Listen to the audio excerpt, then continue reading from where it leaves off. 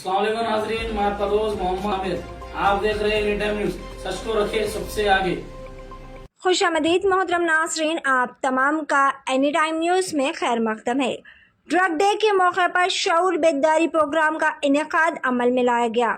जी हाँ नाज़रीन, तफसीलात के मुताबिक राजेंद्र नगर पुलिस ने राजेंद्र नगर सर्कल के तहत वेटरनरी कॉलेज में मंशियात के आलम दीन के मौके पर एक बेदारी कॉन्फ्रेंस का इनेकाद अमल में लाया, जहां इस मौके पर Rajendra Nagar zone DCP CH Srinivas पालगोनी ने मेहमान खुसूसी की हैसियत से शिरकत की और इन्होंने तमाम तलबा को मंशियात के इस्तेमाल और गैर कानूनी तिजारत के तमाम पहलुओं से वाकिफ करवाया। तमाम तलबा को मंशियात से दूर रहने का इन्होंने मशवरा दिया। इन्होंने इस अज़म का इजहार किया कि वो मंशियात के आदी होकर अपनी ज़िंदगी बर्बाद नहीं करे।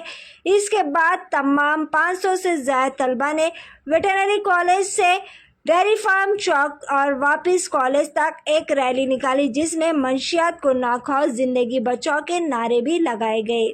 आइए देखते हैं इस खुसूस में वहाँ के चंद मनाजिर। इसी तरह की मज़ीद खबरों से जुड़े रहने के लिए एनी टाइम न्यूज़ को लाइक करें, शेयर करें, सब्सक्राइब करना ना भूलें।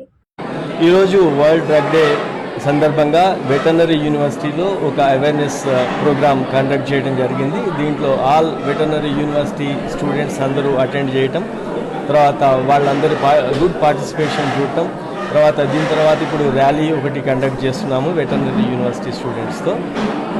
మాకు చాలా సంతోషకరమైన విషయం ఏమంటే చాలా పాజిటివ్ రెస్పాన్స్ ఉంది.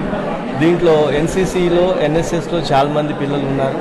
వాళ్ళందరూ కూడా వాలంటీర్గా మొన్న కూడా 23 పీపుల్ ఎలక్షనీరింగ్లో కూడా పార్టిసిపేట్ అయ్యారు.